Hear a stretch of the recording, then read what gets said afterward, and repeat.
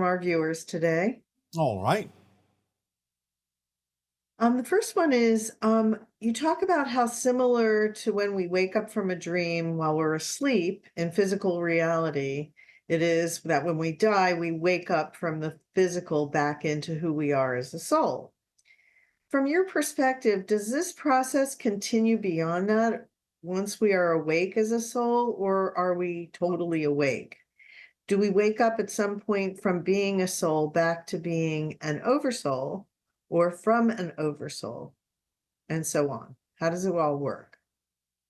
When you are a soul, you are totally awake as a soul. You can connect to the oversoul.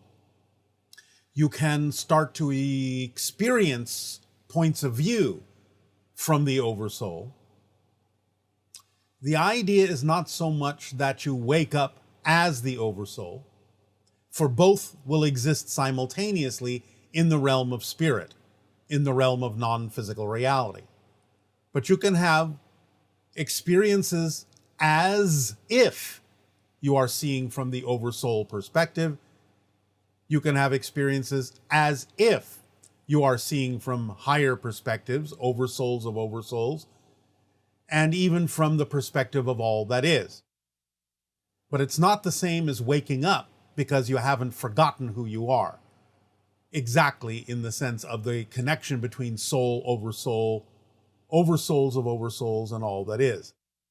On that level, things start to exist more concretely in a simultaneous way, and you can have experiences of having the point of view and perspective of those other levels, but it's not the same as waking up to realize you are that. Okay, and what happens to the soul when we physically die? What do you mean? You become the soul. You are the soul. You wake up as the soul. Your body idea, your experience of physical reality remains within you as the soul. Remember, your body doesn't have a soul. Your soul has a body.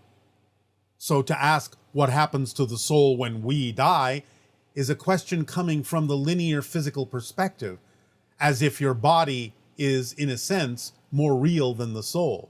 You are a soul, and when you die, in a sense, you absorb the experience you had within the soul of the physical being that you created within the soul. Again, similar to the idea of as you grow as an adult, you absorb the experience you had as a child. But you are now an adult. Yet you can call upon the experiences you've had as a child. So as a soul, you can call upon the experiences you had from the physical perspective, but all that happened within the soul. Okay, and if we are all living past and future lives in the present moment, then why is it that when babies are born, they need to relearn how to be human? They need to relearn the simplest things like how to talk, count, and interact with people. It is like they are discovering the world for the first time, but it's not the first time because we have many lives before and after. But it is the first time for that personality. Your sentence is mixing the idea of the physical persona and the soul's experience when you say we. So the idea is you are creating a new physical persona that is injecting itself into the experience of physical reality and choosing to forget who it is so it can rediscover who it is from a new point of view. So it is the first time for that personality, and there has to be that first time experience for that personality to absorb all of the belief systems that are representative of the challenges that the soul chose to face as that unique new personality from a linear perspective. So that's why you have to forget who you are as a soul, even though you may be able to access all sorts of incarnational experiences that coexist simultaneously from the soul perspective. From the physical perspective, this is you uniquely for the first time. And therefore you have to learn things in the way that it is relevant for that personality to learn how to talk and walk and reconnect to things in a way, or connect to things in a way for the first time, to satisfy what that physical personality's journey is all about, which is going to be completely different from any other personality's journey. So it has to build up from scratch. And how can a person tell if it's their last lifetime on Earth? You will make that decision when you are in spirit. You cannot necessarily know that decision now. You may feel that there is a good chance you might choose that when you are back in spirit, back as the soul. And therefore, as the soul, you may say, yes, that was it. And now I'm going to move on. But you will have discussions with your spirit guides and all sorts of other beings when you are in spirit. And really, you will not completely form that decision until you are in spirit. You don't know right now, from the physical perspective, what else the soul itself may choose to experience. So you have many choices, and yes, you don't have to reincarnate, so to speak, on Earth. You can choose other kinds of experiences. But again, you will make that decision when you are in spirit. And does each oversoul have a higher mind similar to our individual higher mind? And is the higher mind of all oversouls God? In a sense, yes. The higher mind of anything and everything is what you call God. Although, again, it's infinite and eternal, there is no end, and even the idea of all that is can have a higher mind of a multitude of all that is. And is our soul our higher mind? Yes, same thing. The And do soul animals? is the higher mind because that is the portion that is still experiencing itself as spirit, as a soul.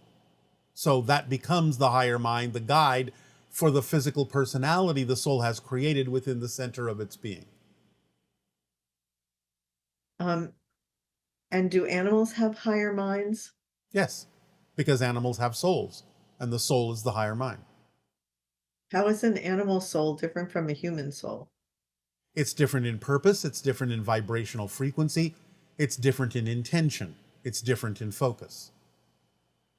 The energy is the same, the essence is the same, but the vibrational patterns that determine what it is are different. It's like saying electromagnetic energy, light, is light, whether it's visible light, invisible light, red, green, yellow, blue, whatever. It's all made of the same stuff, so to speak, but the different frequencies determine that it appears and presents itself as different in terms of its effect. So animal souls, human souls, all souls are in a sense made of the same stuff, the same energy, the same consciousness, the same extension of source, and all that is. But the frequencies that determine it is an animal as opposed to a human are different. It's a different color, so to speak.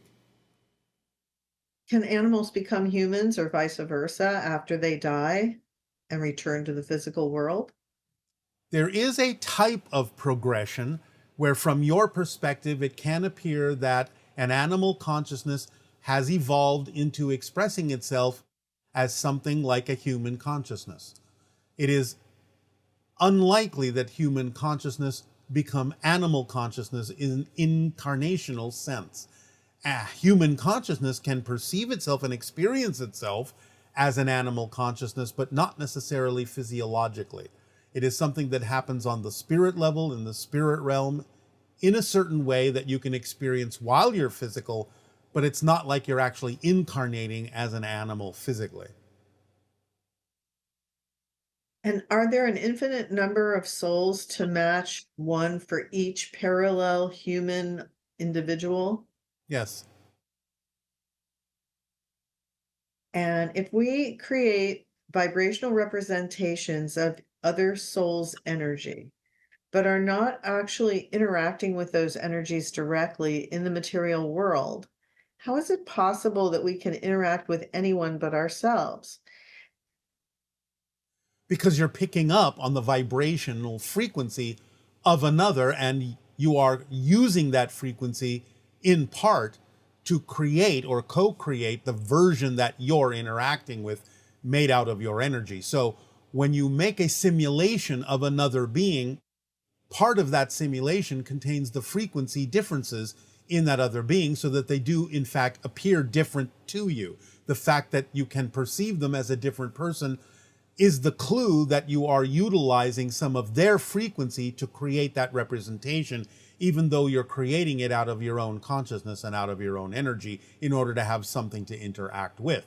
So the differences, the fact that you see it as a different person, is representative that you are incorporating into that simulation some of their frequency to represent themselves that way. Is it possible to fully experience ourselves as our higher selves? Yes, when you die. But you can have a version of yourself by getting very close to the idea, in the same way we have expressed that we are quasi-physical. On the chart that we have given you for this particular transmission, you will see the idea on the right-hand side of the fourth density human, where the physical mind has expanded back closer to being the level of the soul. And then you see above that the version that represents non-physical reality experience as an astral form or a near-death experience form. We are in the middle between those two, where we are very close to the idea of being the astral form, the spirit form, but we still retain physical attributes. That's why we are quasi-physical. So we represent as best as possible the idea of our higher minds, the soul, in physical terms by being quasi-physical, by having attributes of both the soul level and the physical level in a balanced and blended way.